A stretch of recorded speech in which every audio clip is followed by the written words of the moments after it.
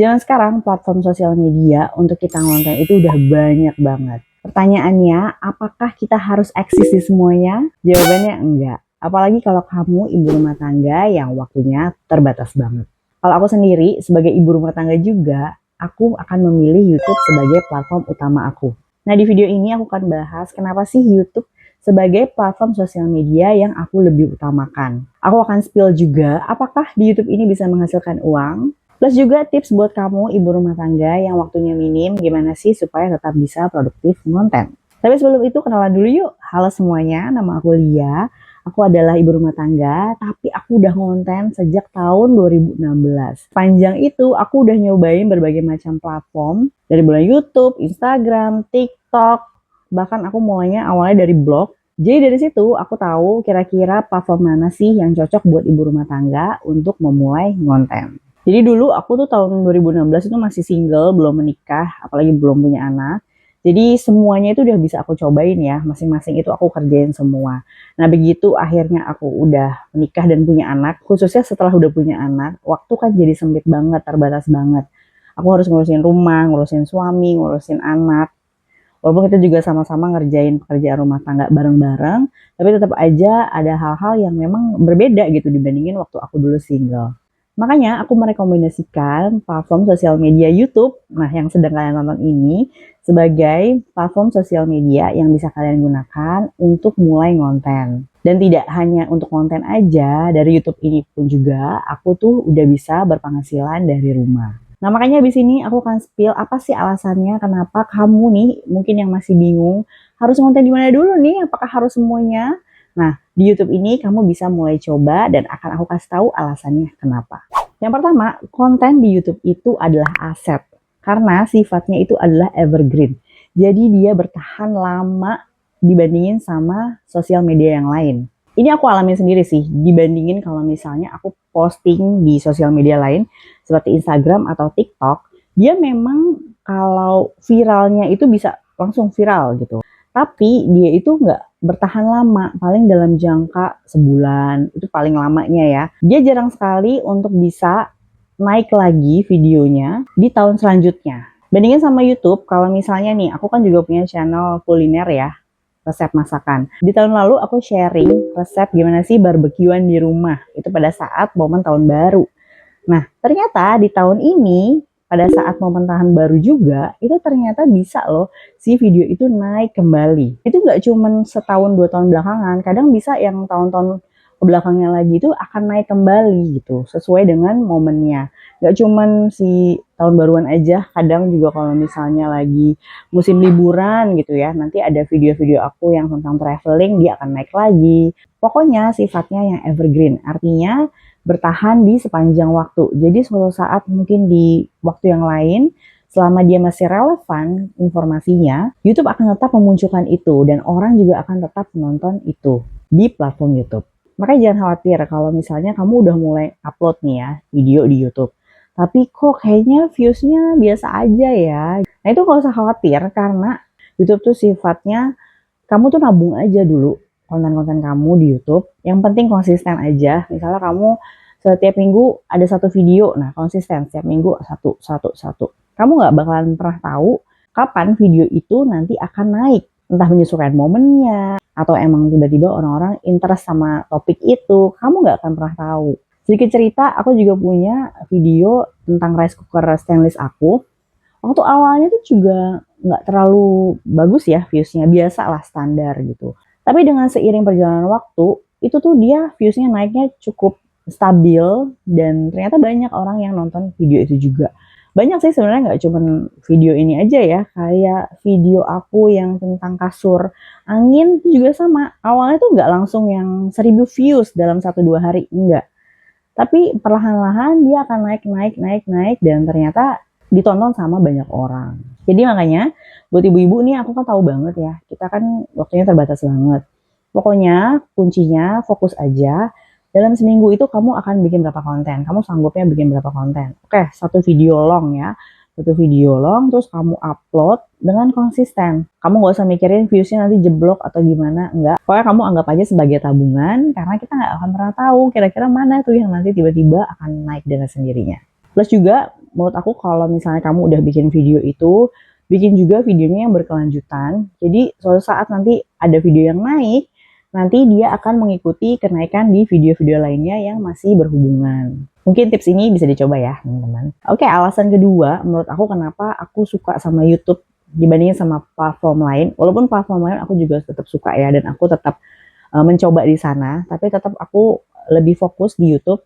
Alasan yang kedua adalah karena di YouTube itu punya banyak saluran pendapatan. Artinya di YouTube itu aku sudah bisa mendapatkan pemasukan melalui program yang namanya YPP atau YouTube Partner Program. Jadi ini memang suatu program yang dibikin sama YouTube, di mana kita baru bisa monetize channel kita ini kalau sudah join sama programnya. Dan program ini memang ada persyaratannya, dan alhamdulillah aku udah masuk dari tahun berapa ya? Aku lupa deh, 2000 sampai 2017 gitu. Waktu YouTube juga belum serame ini. Jadi aku bersyukur banget bisa join program ini karena sudah terbuka saluran-saluran pendapatan yang disediakan sama YouTube.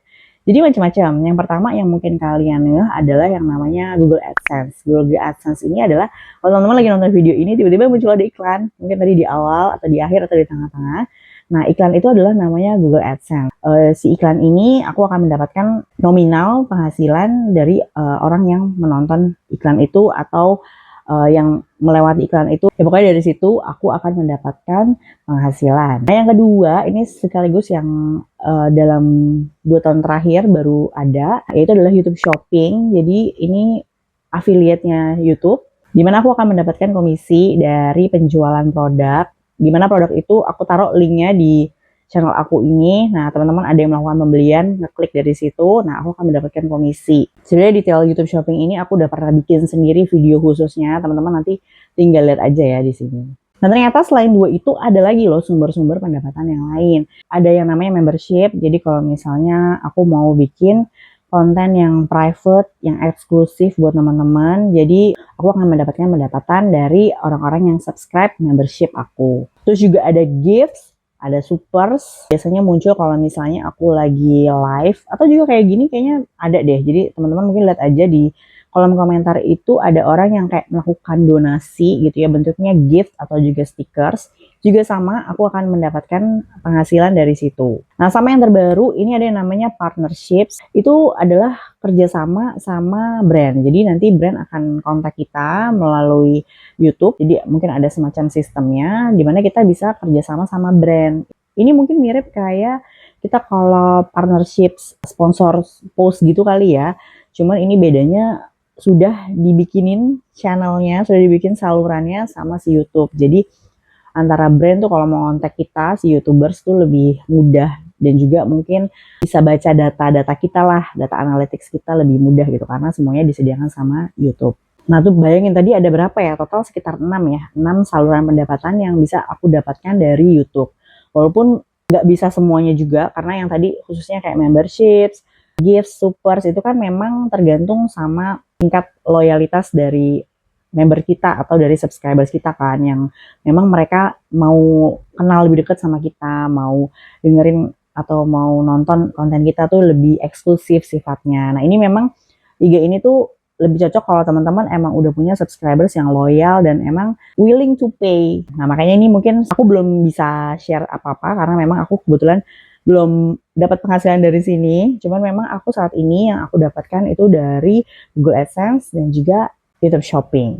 Kalau dibandingin dua itu antara AdSense sama YouTube Shopping, itu mana yang lebih menghasilkan? Menurut aku dua-duanya sama-sama menghasilkan. Kalau Google AdSense itu menurut aku ya, ini ada kaitannya sama yang tadi di poin pertama yang aku bilang tadi. Jadi kita kan nggak akan pernah tahu ya kira-kira video kita tuh akan naik atau enggak gitu. Jadi itu sifatnya semacam kayak passive income. Kalau selama ada yang nonton video kita, biasanya akan bertambah terus. Nah, Google AdSense kita juga akan naik terus. Walaupun memang nominalnya itu bisa berbeda-beda ya, karena tergantung sama si advertisersnya, si pengiklannya. Jadi mereka itu kadang ada yang namanya CPM. Jadi itu semacam kayak satuan rupiahnya dinilai berapa sih gitu dalam 1000 tayangan itu kita dibayar berapa gitu kan. Nah, itu bisa berbeda-beda. Perbedaannya apa? Itu tergantung dari si penonton kita. Apakah dia dari luar negeri atau dari dalam negeri, apakah konten kita itu yang memang nilainya lebih tinggi. Misalnya nih, kalau misalnya kita bahas tentang gadget, itu mungkin CPM-nya itu lebih tinggi yang kita dapatkan, karena mungkin audiens yang nontonnya itu lebih lebih mau untuk mengeluarkan uang untuk membeli produk gitu, mungkin dibandingin sama niche yang lain. Ya ini pokoknya ini sih emang harus agak dibedah lagi sih teman-teman, tapi nanti mungkin bisa cek sendiri si CPM kamu tuh kira-kira tuh di range berapa sih, apakah cukup tinggi atau oh ini kayaknya kurang gitu ya. Nah, nggak apa-apa sih sebenarnya itu. Nah, makanya menurut aku kamu bisa juga lebih fokusin lagi ke YouTube Shopping. Nah, ini YouTube Shopping kenapa? Karena menurut aku sekarang YouTube Shopping lumayan gendong nih, gendong pendapatan aku dari YouTube. Karena memang kalau YouTube Shopping itu kan kita dapat komisi ya dari setiap penjualan. Orang tuh setelah ngeklik link dari kita. Nah, kalau kamu punya konten yang sifatnya mungkin review produk, sharing experience, dan juga punya subscribers atau audiens yang cukup loyal. Jadi kalau kamu lagi mereview atau merekomendasikan suatu produk, itu mereka akan beli produknya. Nah, ini juga based on real case aku ya. Jadi, aku tuh kalau sekarang nggak terlalu pusingin lagi views video aku tuh gimana-gimana gitu ya. Karena apa? Karena aku menemukan beberapa banyak kasus yang aku temukan sendiri. Jadi, banyak tuh views videonya tuh nggak banyak gitu.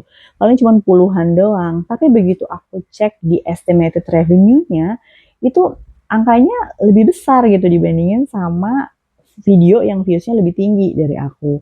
Jadi aku berpikir, oh ya ternyata tuh yang penting video aku itu bisa membantu minimal 1 atau 2 orang yang akhirnya dia jadi tertarik untuk beli produk itu karena melihat review aku, melihat sharing aku, daripada banyak yang nonton tapi nggak ada yang beli gitu. Ngerti kan ya, paham ya maksud aku ya. Jadi nggak harus video yang viewsnya tinggi untuk bisa dapat komisi atau penghasilan yang besar melalui YouTube Shopping. Nah terus yang aku suka juga dari YouTube Shopping, kita tuh bisa masukin link-link produk dari video-video lama kita. Jadi mungkin kamu bisa nih yang kamu lakukan sekarang, kamu coba cek video-video lama kamu, terutama yang performanya tuh bagus, yang viewsnya masih ada sampai sekarang. Nah itu kamu mulai masukin link-link produk yang sesuai sama si kontennya. Karena kita nggak pernah tahu dari situ ternyata juga bisa mendapatkan penghasilan. Nah sekali lagi pembahasan tentang YouTube Shopping, mungkin kamu pengen tahu gimana cara daftarnya, atau detail lebih lengkapnya, kamu bisa lihat aja nanti di sini ya. Nah itu tadi aku ngejelasin dari segi kalau misalnya sudah tergabung dalam YouTube Partner Program ya. Nah mungkin kamu bertanya, terus gimana? Aku belum nih, belum bisa gabung karena belum sesuai dengan requirements-nya. Nah tenang aja, aku ada beberapa tips yang bisa mungkin kamu lakukan. Pertama adalah kamu daftar aja affiliate mandiri. Jadi kan sekarang tuh ya hampir semua e-commerce tuh kayaknya udah punya affiliate sendiri ya. Aku lihat tuh selain Shopee ya, kalau Shopee kan emang dari dulu yang paling awal gitu. Kayak Lazada, Blibli, bahkan kayak Traveloka, itu dia semua punya affiliate-nya masing-masing. Nah, kamu bisa mulai daftar dari affiliate yang mandiri seperti itu, karena setahu aku persyaratannya itu nggak sesusah kalau misalnya si YouTube ini ya. Terus nanti kamu tetap aja bikin konten di YouTube seperti biasa. Nah, nanti kamu taruh linknya, kamu copy link produknya, kamu taruh di deskripsi ataupun di kolom komentar. Nanti kamu pin aja. Nah, kamu juga jangan lupa di video kamu kasih CTA atau call to action. Jadi bilang sama mereka, kamu kasih tahu nih produknya nih, kalau kamu mau beli, kamu bisa langsung lihat aja di deskripsi atau di kolom chat atau di pin komen. Pokoknya kamu harus kasih tahu si audiensnya ya. Jadi jangan sampai mereka kayak bingung, oh, kalau mau beli di mana gitu. Karena memang ini kan sifatnya kita kayak manual ya. Jadi kita harus bantu si audiens supaya tahu, oh ternyata ada di sini tempatnya. Dan ini juga work sih menurut aku, karena dulu sebelum ada YouTube Shopping, aku tuh dulu juga melakukan itu. Dulu karena aku kan sering nonton tentang skincare ya, si link Shopee-nya, atau dulu juga aku pernah join affiliate yang lain, itu linknya aku taruh di bawah gitu. Mungkin di video-video lama masih ada itu link-link itu. Dan itu juga ada penghasilannya dari situ. Jadi kamu nggak usah kayak sedih dulu, aduh ini aku belum gabung gitu partner program gitu, aku nggak bisa dapat penghasilan dong.